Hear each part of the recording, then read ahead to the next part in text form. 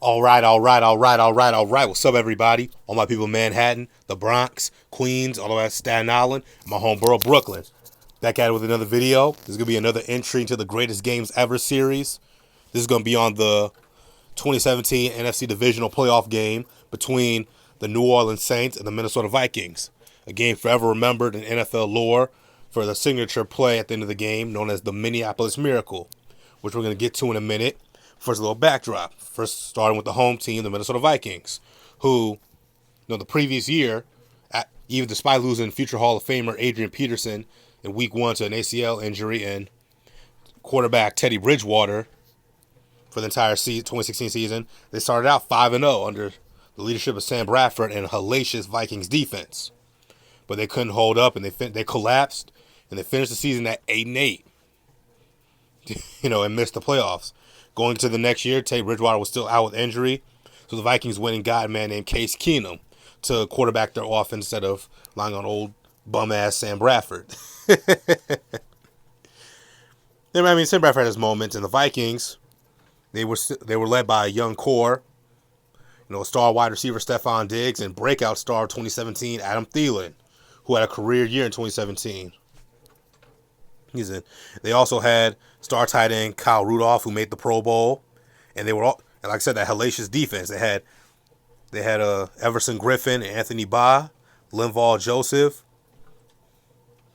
Xavier Rhodes, Harrison Smith, one of the most underrated safeties in the NFL.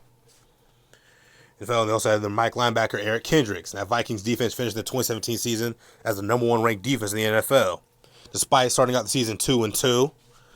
Including a Week 1 victory over the New Orleans Saints. The Vikings went on an 8-game winning streak.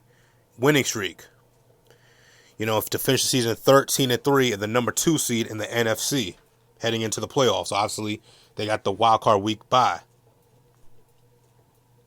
See, 4 of their players, Xavier Rhodes, Harrison Smith, Everson Griffin, Adam Thielen, were all named All-Pro. Xavier Rhodes and Harrison Smith were first-team All-Pro. Rhodes, Griffin, and Thielen were all second-team Pro. Now the New Orleans Saints, 4 out of the last 5 years, prior to 2017, they had missed the playoffs. 2012, they missed the playoffs. 2013, they made it back to the playoffs at 11-5 and lost to the Legion of Boom Seahawks. Then 2014, 15 and 16, they went 7-9. 3 consecutive years, finishing 7-9. That all changed in the offseason following the 2016 season. The Saints drafted young studs Marcus Williams and Marshawn Lattimore, Alvin Kamara to complement Mark Ingram II in the backfield, who was a very versatile and stud running back who won Offensive Rookie of the Year. And, of course, breakout superstar wide receiver Michael Thomas. They also had a great offensive line led by the man Larry Warford, who made the Pro Bowl, and the defense led by edge rusher, defensive end Cam Jordan, who made the Pro Bowl. And the Saints finished the 2017 season with the 14th ranked offense. And like the Vikings, they struggled early in the year, losing to the Vikings in Week 1 and the Patriots in Week 2. Then they went on an 8-game winning streak. They finished the season at, I believe, 11-5 and won the division and made the playoffs, of course. They won their first playoff game over their division rival Carolina Panthers, and the stage was set for the 2017 NC Divisional round. Now, the game started out with the Vikings dominated. They jumped up to a 17-0 lead at halftime. And then Drew Brees, being the future Hall of Fame quarterback that he is, he led his team. He hit old reliable wide receiver Michael Thomas for 2 touchdowns to make it 17-14. The Vikings kicked a field goal to make it a 20-14 lead.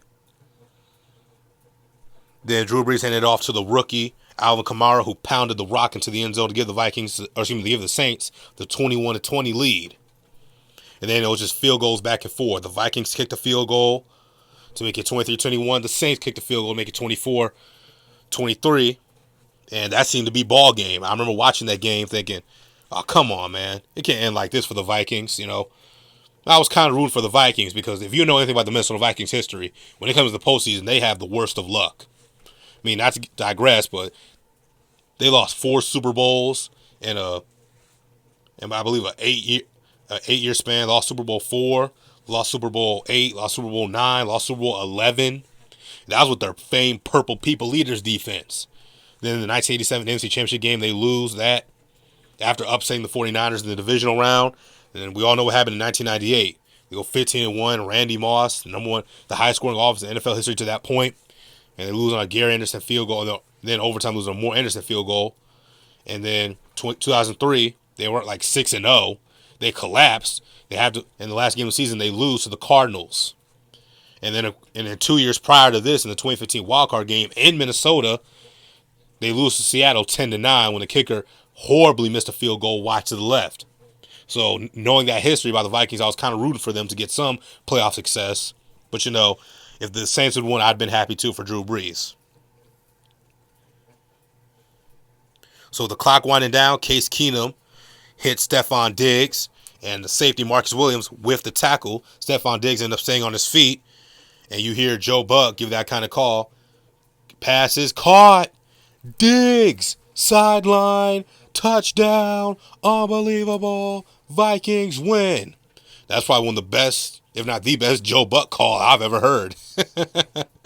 But we all know the Vikings play-by-play call guy, Paul Allen. He's one of the best local guys in the NFL. Paul Allen is some of the most funniest and iconic calls in NFL history.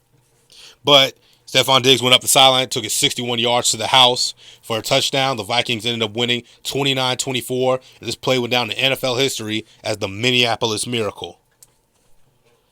To the reactions of Stephon Diggs getting on his hands and knees and praying. Everson Griffin just looking stunned. Case Keenum, everybody had their hands on their head, just stunned. That's what I was. I was stunned watching this game. After watching that play, I was like, oh my God. And in 2019, when the NFL celebrated its 100th anniversary, they ranked the 100 greatest plays in NFL history. This play, the Minneapolis Miracle play, came in at number 9, the 9th greatest play in NFL history. I can probably say I witnessed one of the 10 greatest plays in NFL history in my lifetime, because a lot of them I didn't get to see. But overall, this was a great game, not just for the play, but for an overall great game. What do you guys think? Tell me in the comment section down below. Where were you when you saw the Minneapolis Miracle game? Were you at your home? Were you at your restaurant? Were you rooting for the Vikings? Were you rooting for the Saints? Tell me in the comment section down below and tell me what other games do you want me to cover in this Greatest Games Ever series. Any playoff games, regular season games, Super Bowls. I got a lot of ideas for videos coming down the pipeline, just to let y'all know. Click the like button, subscribe, help Young Brother grow on YouTube. Make sure you stay subscribed and turn on your notification bells. I'm going to see y'all.